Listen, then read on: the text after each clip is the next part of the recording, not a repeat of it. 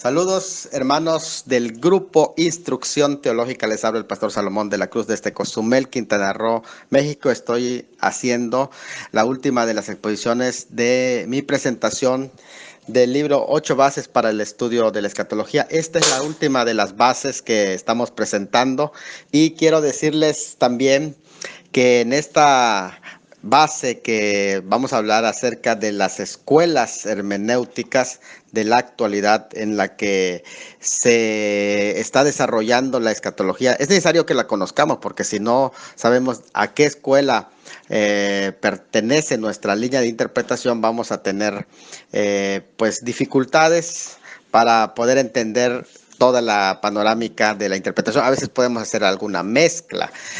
Acuérdense, cuando hablamos de las escuelas de hermenéuticas del siglo segundo, presentamos la escuela más antigua, que es la escuela de Antioquía, donde se presentó de por sí el método gramático histórico, que posteriormente lo encabezaría Teodoro de Mopsuestia del 350 al 428.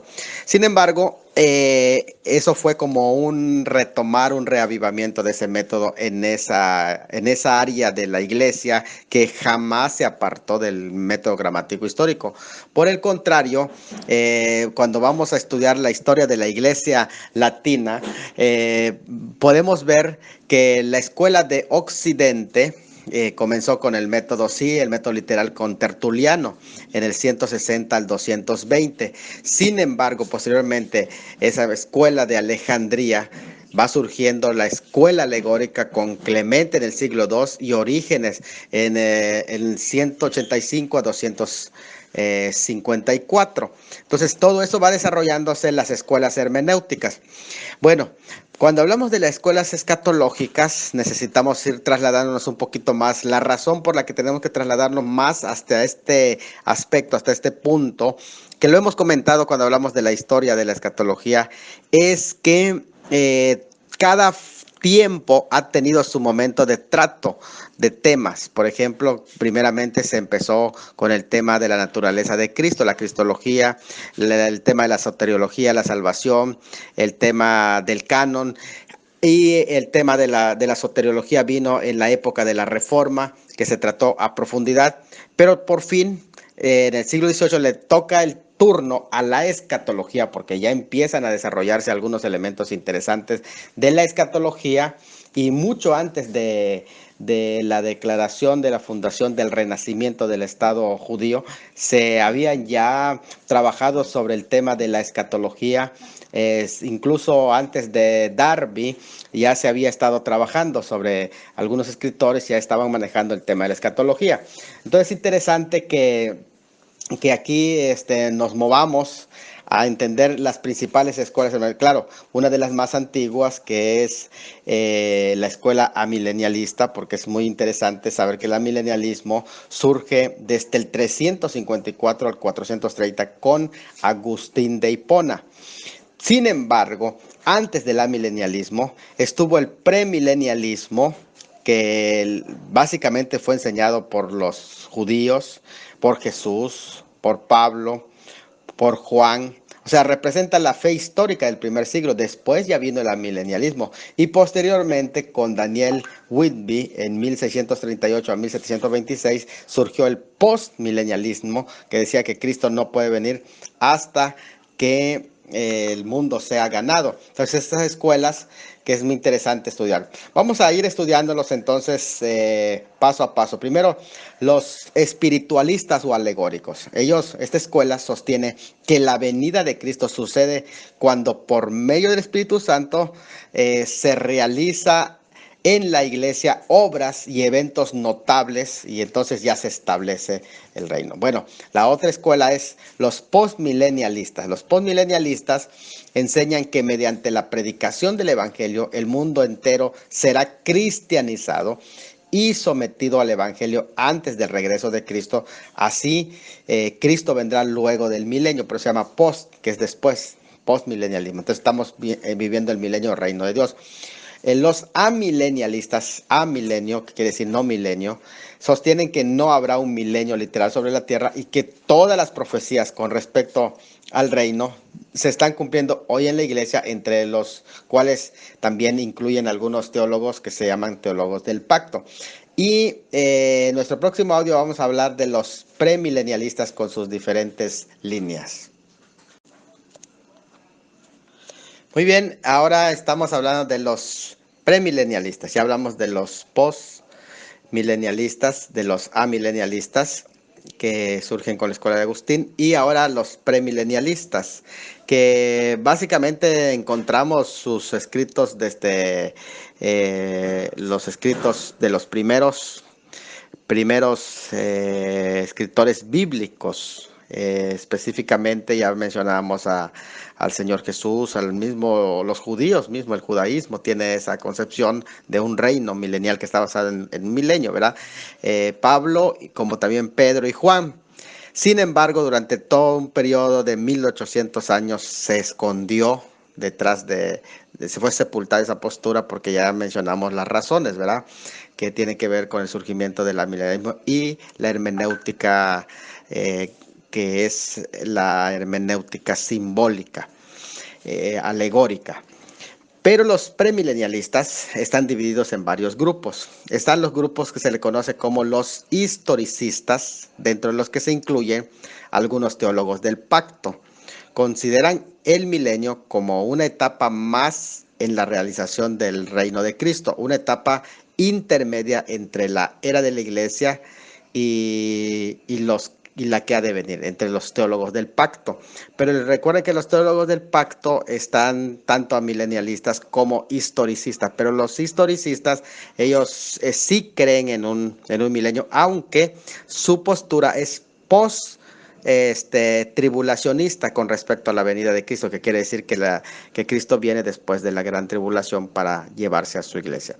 En el caso 2, que son los premilenialistas dispensacionalistas, son los que creen que el milenio no es una etapa, sino un periodo en el cual las promesas del Antiguo Testamento hechas a Israel han de cumplirse en su forma literal, y mantienen que Dios ha revelado su plan de manera progresiva en dispensaciones.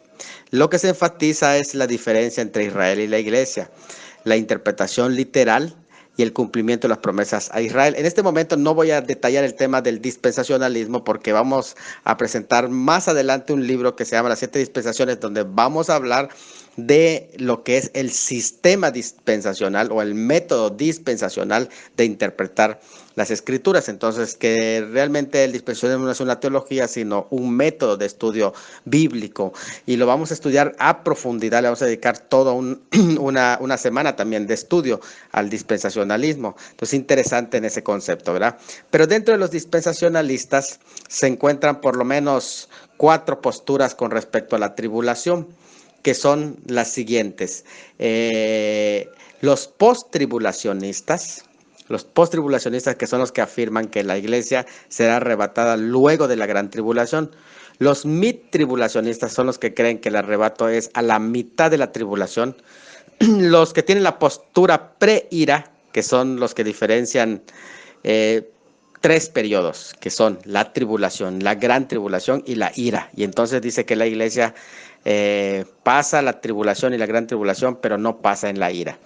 Y que la iglesia es arrebatada luego entonces de que pase el periodo de tribulación, pero antes, volvemos a decir, de la ira. Y por último, los pretribulacionistas, que son los que sostienen que la iglesia es arrebatada antes de la tribulación.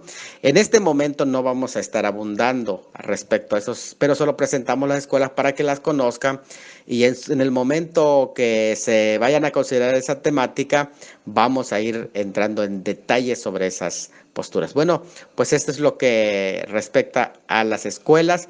En el próximo audio voy a estar explicando el mapa de 12 acontecimientos que ustedes tienen allá sobre el tema de acontecimientos finales. Muy rápidamente, porque es para que tengan un panorama de una estructura profética que enseña las Sagradas Escrituras. Si tienen a mano el mapa de 12 acontecimientos, vamos a seguir el tiempo. Miren, las líneas del tiempo están enumerados. Como número 1 dice tiempo de gracia, que es el periodo de tiempo que dice que en Juan 1 nos dice que la gracia, la ley vino por medio de Moisés, pero la gracia y la verdad vinieron por medio del Señor Jesucristo. Se introdujo ese tiempo de gracia, que es el periodo de otra administración, es decir, ya no estamos bajo el gobierno de la administración mosaica, sino que ahora estamos en la ley según el orden de Melquisedec. En segundo, dice arrebatamiento y juicio de los creyentes. Este tiempo de gracia, que es el tiempo de la administración de la iglesia, que se introdujo precisamente como un tiempo de gracia, como un paréntesis, precisamente por la dureza de corazón de Israel y que ha acontecido endurecimiento en parte hasta que venga la plenitud de los gentiles, es decir, cuando el último de los gentiles sea salvado y se complete el periodo de tiempo de salvación de los gentiles, que ese es otro tema que habría que explicar. ¿Cuándo va a concluir? Con el paso número 2, con el arrebatamiento de la iglesia. ¿Para qué es el arrebatamiento de la iglesia? Para que la iglesia sea enjuiciada o recompensada, porque es necesario que el juicio comience en casa. Pero aquí el juicio que aparece es el juicio Bimá. No es solamente un arrebatamiento para librarlos de la tribulación, de la gran tribulación, mejor dicho, sino que es un arrebatamiento con el propósito de que sea coronada, sea recompensada para llevarla a la casa del Padre y que allá ella entregue esas coronas de las que va a ser puesta, dependiendo qué corona haya trabajado. Va a ser recompensada por sus obras que haya hecho para el Señor. Corona de vida eterna y diferentes 5 tipos de coronas que van a recibir los salvos. Entonces es importante entender que ese juicio no es de salvación, sino es un juicio de recompensa. Es el juicio Bimá, que así se le conoce. Y inmediatamente somos trasladados a las bodas del Cordero, que es la presentación de la novia al Padre. Y entonces el Cordero desde allí va a abrir los sellos, porque entonces cada uno de los sellos que son abiertos son cláusulas para hacer que aquellos que han invadido su territorio puedan ser expulsados de la tierra, es decir, los invasores. Cuando hablamos de los invasores estamos hablando de los reinos que se han apoderado del reino de Cristo sobre la tierra. Y entonces el documento que él tiene de abrir los sellos son para expulsar a esos paracaidistas en su tierra. Entonces se abren los sellos desde arriba, el Cordero está juntamente con su novia, que es digno de abrir los sellos, y empiezan a caer 3 grupos de juicios: sellos, trompetas y copas. Y estas 21 juicios que van a caer durante todo el periodo de la gran tribulación o el periodo de la ira, porque esa es la naturaleza de ese periodo, es ira, tiempo de angustia para Jacob. Se llama porque es el nombre de Israel en rebeldía. En Jeremías 37 así se le llama. Entonces es importante que es un trato de Dios para su pueblo Israel, pero también para las naciones. Número 4, al terminar de ese periodo de 7 años, que es la última semana de Daniel 9:27, que falta por cumplirse, son 7 años, sucede la segunda venida de Cristo en gloria, la epifanía. Entonces, no se confunda con el punto número 2, que es el harpazo. El punto número 4 es la epifanía o la manifestación gloriosa. Pero todo ese periodo de tiempo, todo ese periodo se llama la parusía de Cristo. Los 7 años son la parusía, así como 33 años fueron su primera venida, así 7 años son su segunda venida. Todo ese periodo, porque la segunda venida no es un acontecimiento aislado, no es un evento aislado, sino es un programa en el plan de Dios, que eso tenemos que entenderlo cuando Él viene como rey, comenzando con su trato con la iglesia, que es el arrebatamiento, el punto 2, y terminando en la segunda venida, que es su relación con Israel y con los gentiles. Y entonces en la segunda venida sucede y coincide justamente con la batalla de Armagedón en el punto 5. Esa batalla de Armagedón, que en ese sitio donde se va a realizar esa batalla y todos los enemigos que se reúnan a pelear contra Jerusalén en ese sitio van a ser muertos allá. Inmediatamente de esa batalla sucede el juicio de las naciones. Es el punto número 6 que ustedes pueden ver allá. El juicio de las naciones, ¿para qué es? Para determinar entre las ovejas y los cabritos. Los cabritos se van al lago de fuego, en tanto las ovejas son introducidas en el reino, en el punto número 7, que es el milenio. Entonces es importante saber esto porque el juicio de las naciones es para determinar quiénes entran al milenio. Ese es el propósito, y dependiendo de su relación con Israel, que son los hermanos menores según la carne del Señor Jesucristo. Durante ese periodo de 1000 años, recuerda que comienza con que Satanás es atado 1000 años y se desarrolla aquí sobre la tierra. El reino milenial es el cumplimiento de todas las promesas hechas en el Antiguo Testamento, en los pactos. Mientras los milenialistas son los que habitan en la tierra, allá arriba aparece un cuadro que dice Nueva Jerusalén, y encontramos quienes habitan la Nueva Jerusalén en Hebreos 12, 22 al 24. Ahí está Jesús, ahí está el Padre, allá están los ángeles y allá están los salvos, toda la iglesia de los primogénitos salvos, ahí están en esa Nueva Jerusalén, mientras sobre la tierra, por eso dice reinaremos sobre la tierra. Y ahora en los milenialistas, los que estén en la tierra, ellos van a tener una vida normal, reproducirse normalmente, y el pecado, incluso aunque Satanás es atado, pero su naturaleza de pecado todavía sigue presente, por eso es que reina todavía la muerte. Entonces es interesante que aquí está hablando precisamente del milenio. Al término del milenio, esa Nueva Jerusalén que está arriba es usada para refugio de los salvos que queden, y se desata al final una batalla tremenda. ¿Por qué es una batalla tremenda? Porque es la batalla de Gog y Magog.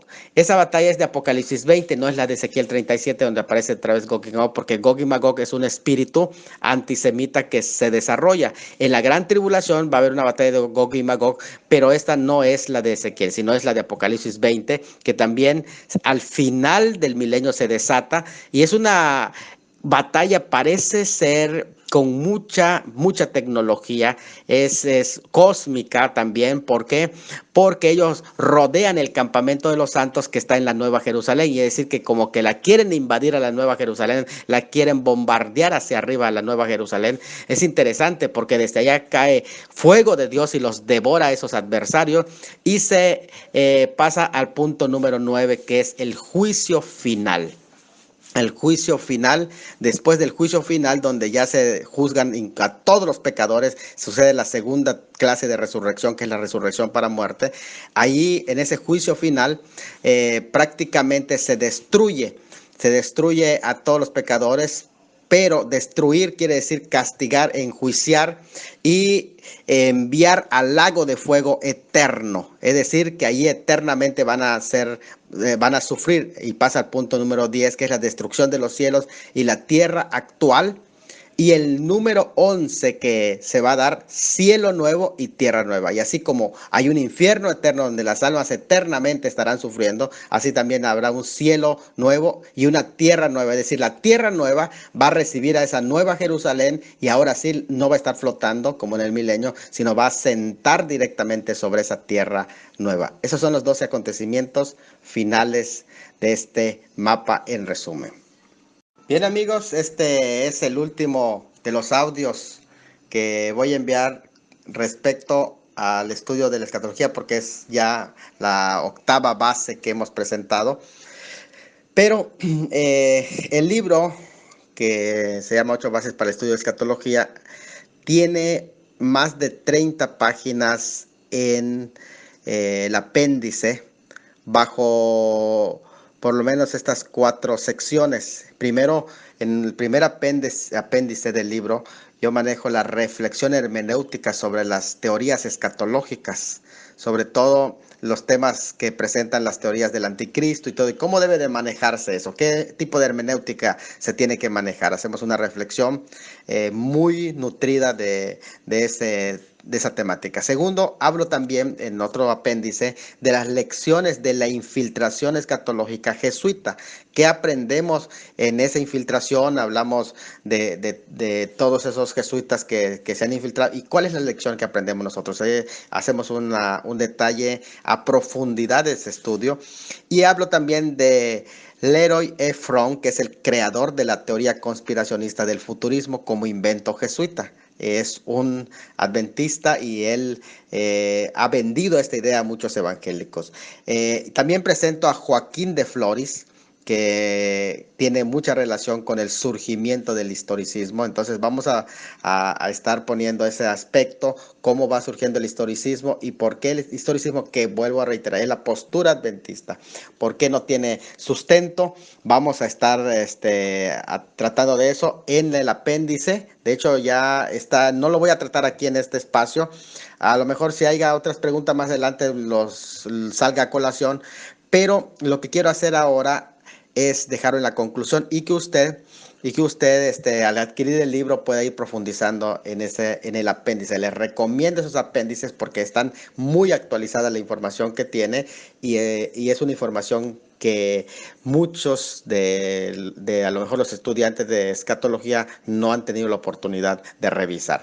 Entonces, voy a concluir de esta manera diciendo que la escatología no es una doctrina abstracta, que únicamente es para tener algunas ideas del programa general de Dios o un mapa de acontecimientos, sino para vivir una vida santa y piadosa, como dice 2 de Pedro 3:11. El verdadero estudiante de la escatología es aquel quien adora a la persona central de la profecía, que es Jesucristo. Apocalipsis 19:10, no se olviden, es un buen pasaje para concluir este libro, ya que nos enseña que la adoración debe ser consecuencia directa de nuestro estudio de profecía.